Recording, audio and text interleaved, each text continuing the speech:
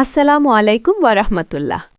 ভিডিওর শুরুতেই আপনাদের মনে একটা প্রশ্ন ছুড়ে দিতে চাই। আচ্ছা, আপনারা কি কখনো ভেবেছেন সরকারি চাকরিতে সর্বনিম্ন মূল বেতন যদি ৩৫,০০০ টাকা হয়, তবে আপনার বর্তমান বেতন কোথায় গিয়ে দাঁড়াবে? যারা এতদিন ১১ থেকে ২০ গ্রেডে চাকরি করে মানবেদের জীবনযাপন করছেন, তাদের ভাগ্য কি অবশেষে খুলতে যাচ্ছে? নবম পে স্কেল কি তবে সত্যিই বাস্তবায়ন হতে যাচ্ছে? এবং সবচেয়ে বড় প্রশ্ন, কারা পাচ্ছেন এই বিশাল সুযোগ এবং কবে নাগাদ এই সুখবর আপনার অ্যাকাউন্টে ঢুকবে? আজকের এই ভিডিওতে আমরা আলোচনা করব সরকারি চাকরিজীবীদের সেই বহুল প্রতীক্ষিত মাস্টার প্ল্যান নিয়ে। দাবি আদায় ঐক্য পরিষদ এবার এমন এক পরিকল্পনা হাতে নিয়েছে যা সরাসরি দেশের ক্ষমতার পালাবদলের সাথে জড়িত। ভিডিওটি না টেনে শেষ পর্যন্ত দেখবেন, কারণ ভিডিওর একদম শেষ অংশে আমি আপনাদের এমন একটি গোপন ও গুরুত্বপূর্ণ তথ্য দেব যা আপনারা আগে কখনো কল্পনাও করেননি। এই তথ্যটি শোনার পর পে স্কেল নিয়ে আপনাদের ধারণা সম্পূর্ণ বদলে যাবে। আজকের এই ভিডিওর সমস্ত তথ্য আমরা সংগ্রহ করেছি দেশের স্বনামধন্য এবং বিশ্বাসযোগ্য সংবাদ মাধ্যম দৈনিক শিক্ষা.com থেকে।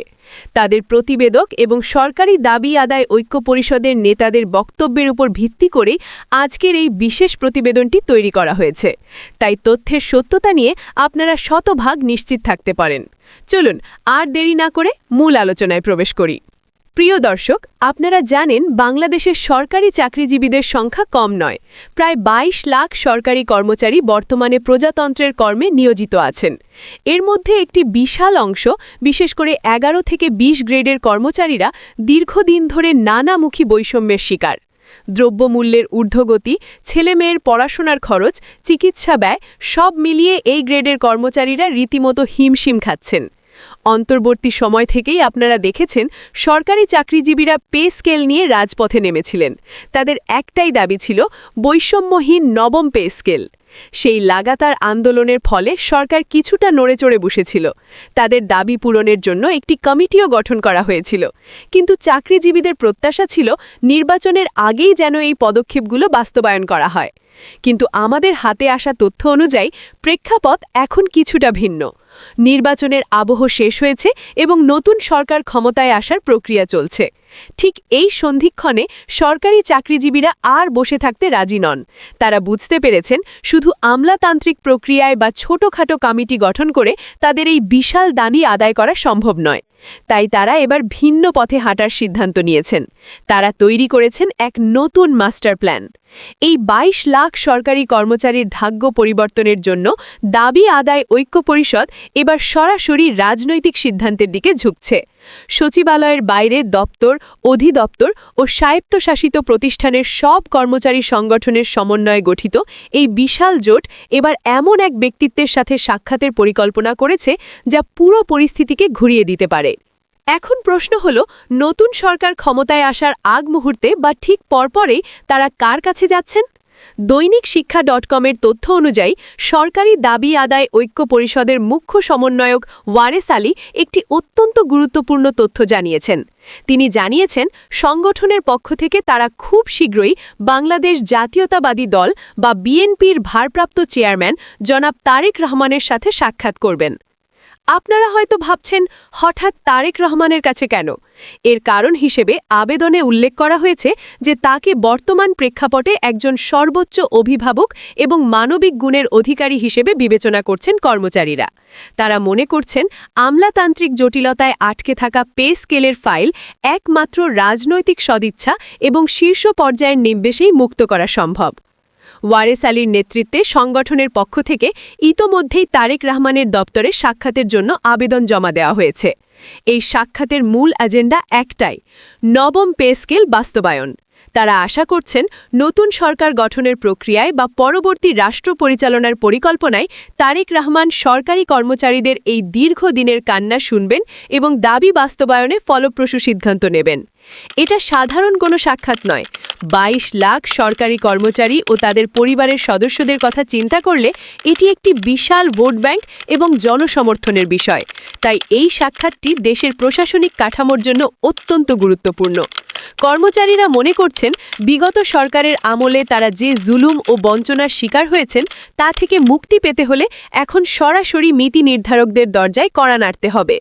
এখন আমি আপনাদের সামনে তুলে ধরব সেই 7টি ঐতিহাসিক দাবি যা নিয়ে ওয়ারেস আলী ও তার দল তারেক রহমানের সাথে দেখা করতে যাচ্ছেন।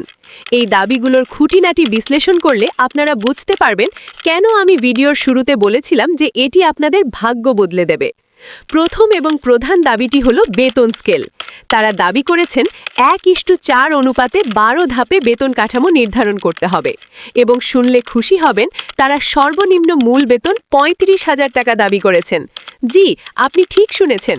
বর্তমানে যারা 20তম গ্রেডে 8,250 টাকা বা তার আশেপাশে মূল বেতন পাচ্ছেন তাদের দাবি অনুযায়ী সেই মূল বেতন 1 লাফে 35,000 টাকায় উন্নীত করার প্রস্তাব করা হয়েছে। যদি এটি বাস্তবায়ন হয় তবে সরকারি চাকরির চেহারা সম্পূর্ণ বদলে যাবে। 1:4 অনুপাত মানে হলো নিম্নতম বেতন যদি 35,000 হয় তবে সর্বোচ্চ বেতন হবে তার 4 গুণ। দ্বিতীয়ত, যারা দীর্ঘদিন ধরে একই পদে চাকরি করছেন কিন্তু বেতন বাড়ছে না তাদের জন্য রয়েছে সুখবর। দাবিতে বলা হয়েছে ইতোমধ্যে যাদের মূল বেতন শেষ ধাপে উন্নীত হয়ে গেছে অর্থাৎ স্কেলের মাথায় ঠেকে গেছে তাদের বার্ষিক বেতন বৃদ্ধি বা ইনক্রিমেন্ট নিয়মিত করতে হবে। তৃতীয়ত, 2015 সালের পে স্কেলে কিছু সুবিধা প্রত্যাহার করা হয়েছিল যা চাকরিজীবীদের জন্য ছিল বড় আঘাত। এবার দাবি তোলা হয়েছে সেই প্রত্যাহারিত 3টি টাইম স্কেল এবং সিলেকশন গ্রেড পুনর্বহাল করতে হবে। পাশাপাশি বেতন জ্যেষ্ঠতা ফিরিয়ে দিতে হবে। আরও একটি গুরুত্বপূর্ণ বিষয় হলো গ্র্যাচুইটি ও পেনশন। দাবিতে বলা হয়েছে সব স্বায়ত্তশাসিত প্রতিষ্ঠানে গ্র্যাচুইটির পাশাপাশি পেনশন প্রথা চালু করতে হবে এবং গ্র্যাচুইটি বা আনুতোষিকের হার 90% বদলে 100% নির্ধারণ করতে হবে। আর সবচেয়ে বড় চমক হলো পেনশন গ্র্যাচুইটির ক্ষেত্রে 1 টাকার বিনিময়ে 500 টাকা নির্ধারণ করার দাবি জানানো হয়েছে। বর্তমানে এটি 230 বা 260-এর আশেপাশে থাকে। সেটাকে 500 টাকায় উন্নীত করলে অবসরের পর একজন কর্মচারী সম্মানজনক একটি বড় অঙ্ক হাতে পাবেন যা দিয়ে তিনি বাকি জীবন নিশ্চিন্তে কাটাতে পারবেন। ভিডিওর এই পর্যায়ে আমরা বাকি গুরুত্বপূর্ণ দাবিগুলো নিয়ে কথা বলবো। বিশেষ করে যারা ব্লগ পোস্টে আছেন তাদের জন্য এই অংশটি খুব জরুরি। চতুর্থ দাবিটি হলো পদোন্নতি নিয়ে। অনেক কর্মচারী আছেন যারা 10-15 বছর ধরে একই পদে চাকরি করছেন, কোনো প্রমোশন নেই। এটাকে বলা হয় ব্লক পোস্ট। আবেদনে বলা হয়েছে ব্লক পোস্টে কর্মরত কর্মচারী সহ সব পদে কর্মরতদের পদোন্নতি দিতে হবে অথবা প্রতি 5 বছর পর পর উচ্চতর গ্রেড প্রদান করতে হবে। পঞ্চম দাবিটি বর্তমান বাজারের আগুনের মতো পরিস্থিতির সাথে সম্পর্কিত। বাজার মূল্যের আগামহীন ঊর্ধ্বগতি, জীবনযাত্রার ব্যয় বৃদ্ধি এবং মুদ্রাস্ফীতি বিবেচনা করে সমস্ত ভাতা পুনর্নির্ধারণ করতে হবে। শুধু তাই নয়, রেশন ব্যবস্থার প্রবর্তনের দাবি জানানো হয়েছে। ষষ্ঠ দাবিটি বেকার যুবক ও প্রবীণ কর্মচারী উভয়ের জন্যই গুরুত্বপূর্ণ। চাকরিতে প্রবেশের বয়সসীমা 35 বছর এবং অবসরের বয়সসীমা 62 বছর নির্ধারণের দাবি জানানো হয়েছে। এবং সপ্তম এবং শেষ দাবিটি উন্নয়ন প্রকল্প থেকে রাজস্ব খাতে স্থানান্তরিত পদধারীদের নিয়ে। অনেক সময় দেখা যায় প্রকল্পের চাকরিকাল গণনা করা হয় না। অর্থ মন্ত্রণালয় থেকে জারিকৃত এই সংক্রান্ত বৈষম্যমূলক আদেশ বাতিল করে প্রকল্পের চাকরিকাল গণনা করে টাইম স্কেল এবং সিলেকশন গ্রেড প্রদান করতে হবে। ওয়ারেস আলীর নেতৃত্বে তারা যে আবেদনটি তৈরি করেছেন সেখানে 1971 সালের মহান মুক্তিযুদ্ধের শহীদ এবং 2024 সালের জুলাই বিপ্লবের শহীদ ও আহতদের শ্রদ্ধার সাথে স্মরণ করা হয়েছে। তারা স্পষ্ট ভাষায় বলেছেন প্রজাতন্ত্রের কর্মচারীরা সরকারের সব উন্নয়ন কাজ বাস্তবায়ন করেন, অথচ আমলাতান্ত্রিক জটিলতায় তারা তাদের ন্যায্য পাওনা থেকে বঞ্চিত। 2015 সালের পে স্কেলকে তারা বৈষম্যমূলক হিসেবে চিহ্নিত করেছেন। দর্শক, ভিডিওর শুরুতে আমি আপনাদের কথা দিয়েছিলাম যে শেষে একটি গোপন ও অত্যন্ত গুরুত্বপূর্ণ তথ্য দেব। এখন সেই সময়, খুব মনোযোগ দিয়ে শুনুন। আপনারা হয়তো ভাবছেন পে স্কেল তো দেয় অর্থ মন্ত্রণালয় বা সরকার, তাহলে রাজনৈতিক নেতার কাছে গিয়ে কী লাভ? এখানেই রয়েছে আসল রহস্য বা ইনসাইড ইনফরমেশন। বাংলাদেশে পে স্কেল বা বেতন বৃদ্ধির মতো বড় সিদ্ধান্তগুলো কখনোই শুধুমাত্র আমলা বা সচিবদের ফাইলে হয় না। এর জন্য প্রয়োজন হয় পলিটিক্যাল উইল বা রাজনৈতিক সদিচ্ছা। গোপন তথ্যটি হল ঐক্য পরিষদের নেতারা বুঝতে পেরেছেন যে নির্বাচনের পর যখন নতুন সরকার গঠিত হবে তখন তাদের প্রথম কাজ হবে প্রশাসনকে নিজেদের আয়ত্তে রাখা এবং স্থিতিশীল করা। আর প্রশাসনকে খুশি রাখার বা সচল রাখার সবচেয়ে বড় হাতিয়ার হল বেতন বৃদ্ধি বা সুযোগ সুবিধা বাড়ানো। ২২ লাখ কর্মচারী যদি অসন্তুষ্ট থাকে তবে কোনো সরকারের পক্ষেই দেশ চালানো সহজ নয়। ঐক্য পরিষদ এই সুযোগটি কাজে লাগাতে চাইছে।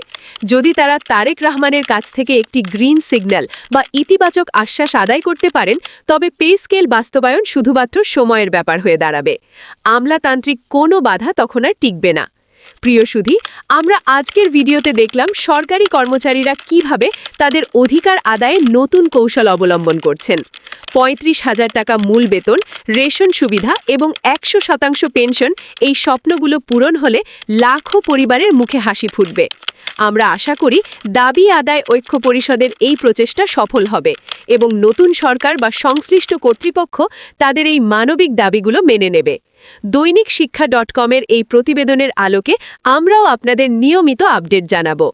আজ এই পর্যন্তই। সবাই ভালো থাকবেন, সুস্থ থাকবেন এবং নিজের অধিকার আদায় সচেতন থাকবেন। আল্লাহ হাফেজ।